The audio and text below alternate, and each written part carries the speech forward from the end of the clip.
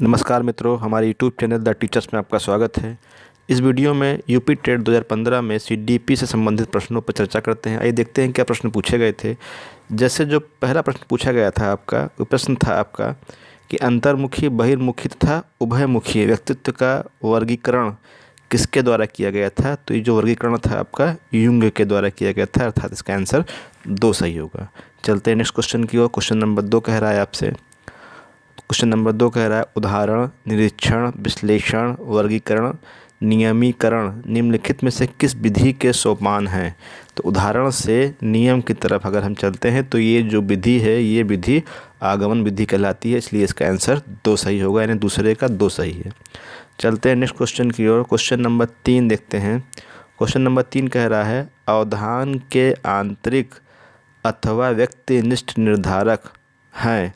तो अवधान के आंतरिक अथवा व्यक्तिनिष्ठ निर्धारक जो हैं आपके, वो रुचि, लक्ष्य और अभिवृत्ति होते हैं, इसलिए तीसरे का पहला सही है। नेक्स्ट चलते हैं क्वेश्चन नंबर 4 की ओर। क्वेश्चन नंबर 4 कह रहा है आपसे बाल मनोविज्ञान का क्षेत्र है। तो जो बाल मनोविज्ञान होता है वह गर्भ से लेकर कब्र तक चलता है। जो बाल मनोविज्ञान का क्षेत्र है वो गर्भावस्था से आरंभ होता है और किशोरावस्था तक इसका अध्ययन करते हैं। तो उसकी विशेषताओं का अध्ययन आपका होता है आपका, इसलिए चौथे का चौथा सही है। नेक्स्ट चलते हैं क्वेश्चन नंबर 5 की पर। वह अवस्था जो माता के 21वें गुणसूत्र जोड़े के अलग ना हो पाने के कारण होती है कहलाती है, उसको बोलते हैं हम डाउन सिंड्रोम। तो 5 का पहला सही है। क्वेश्चन नंबर 6 पे आते हैं। क्वेश्चन नंबर 6 कह रहा है कोलवर्ग के अनुसार किस अवस्था में नैतिकता वाह्य कारकों द्वारा निर्धारित होती है। यानी जो कोलवर्ग थे इन्होंने नैतिकता से संबंधित सिद्धांत दिए थे, और जो ये वाह्य कारकों द्वारा निर्धारित होती है, इसका सही उत्तर होगा पूर्व पारंपरिक अवस्था, यानी छठे का पहला सही होगा। नेक्स्ट चलते हैं आगे क्वेश्चन नंबर 7 पर। क्वेश्चन नंबर 7 कह रहा है निम्नलिखित में से कौन सा एक सही क्रम है। तो अगर हम सही क्रम की बात करेंगे तो पहले अंडाणु होता है, फिर शुक्राणु होता है, दोनों के मिलन से बनता है युग्मनज, और फिर उससे होता है ब्लास्टोसिस्ट, इसलिए आपका 7वें का चौथा सही है। नेक्स्ट चलते हैं क्वेश्चन नंबर 8 की ओर। क्वेश्चन नंबर 8 कह रहा है SOR किसके द्वारा प्रस्तावित किया गया था। तो ये वुडवर्थ के द्वारा प्रस्तावित किया गया था, यानी कि जो वुडवर्थ हैं उन्होंने इस सिद्धांत को दिया था। चूँकि इसमें से कोई ऑप्शन नहीं मिल रहा है इसका, इसलिए इसका आंसर यहाँ पे कोई नहीं होगा।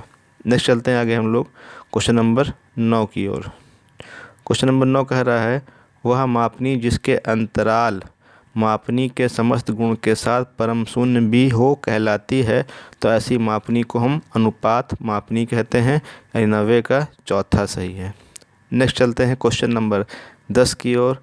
फ्रायड के अनुसार हमारे मूल्यों का आंतरिकीकरण में होता है।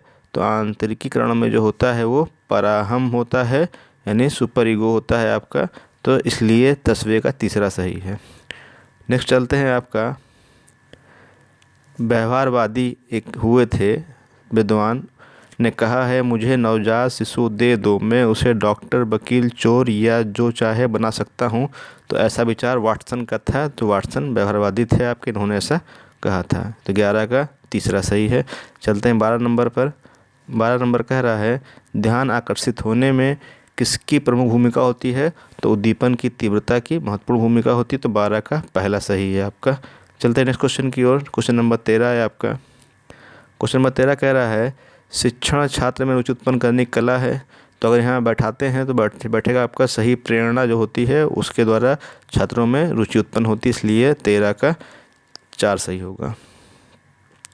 क्वेश्चन नंबर 14 बोल रहा है आपसे। 14 नंबर कह रहा है फ्रायड के अनुसार ग्रहण किए गए या सीखे हुए तथ्यों को धारण करने या पुनः स्मरण करने की असफलता को विस्मरण कहते हैं। पहला आपसे ये बोल रहा है फ्रायड जो है। दूसरा विकल्प कह रहा है विस्मरण का अर्थ होता है किसी समय प्रयत्न करने पर भी किसी पूर्व अनुभव का स्मरण करने या पहले से सीखी हुई किसी क्रिया को करने की असफलता। तीसरा दे रहा है विस्मरण वह प्रवृत्ति है जिसके द्वारा दुखद अनुभवों को स्मृति से अलग कर दिया जाता है। तो आपका जो तीसरा वाला है यही सही है कि विस्मरण क्या होता है, वह प्रवृत्ति प्रवृत्ति है जिसके द्वारा दुखद अनुभवों को स्मृति से अलग कर दिया जाता है। इसलिए तीसरे का जो आपका ये आंसर है इसका तीसरा सही होगा, यानी 14 का तीसरा सही होगा। नेक्स्ट चलते हैं क्वेश्चन नंबर 15 पर। 15 बोल रहा है, यह आवश्यक नहीं कि उच्च बुद्धि लब्धि वाले बच्चे में भी उच्च होंगे, यानी जो सृजनशीलता होता है उसमें उच्च होंगे या नहीं होंगे, ये आवश्यक नहीं है। तो 15 का पहला सही है। क्वेश्चन नंबर 16 पे आते हैं। ध्यान को केंद्रित करने की आंतरिक दशा, तो ध्यान को केंद्रित करने की आंतरिक जो दशा होती है वो निर्भर करती है रुचि के ऊपर, इसलिए 16 का आपका तीसरा सही होगा।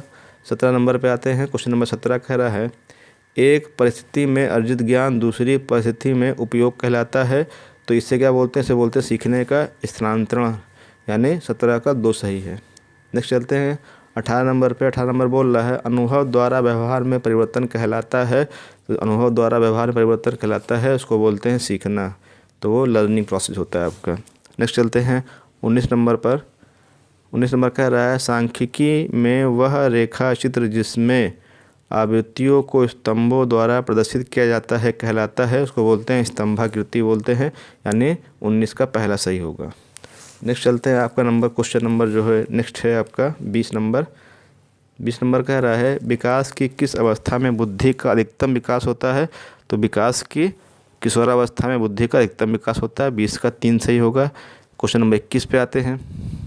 शिशु का अधिकांश व्यवहार आधारित होता है, तो शिशु का अधिकांश व्यवहार जो आधारित होता है वो मूल प्रवृत्ति पर आधारित होता है, जैसे वो हंसता है, रोता है, ये सब क्या मूल प्रवृत्तियां हैं, तो 21 का 1 सही होगा। नेक्स्ट चलते हैं क्वेश्चन नंबर 22 पे। क्वेश्चन नंबर 22 कह रहा है, अंतर्दृष्टि यानी सूझ द्वारा सीखने के सिद्धांत में कोहलर ने प्रयोग किया था, तो कोहलर ने अपना जो प्रयोग किया था वो बनमानुस पर किया था और इसका नाम था सुल्तान, यानी जो बनमानुस था उसका नाम सुल्तान था, सुल्तान नामक बनमानुस के ऊपर इन्होंने काम किया था।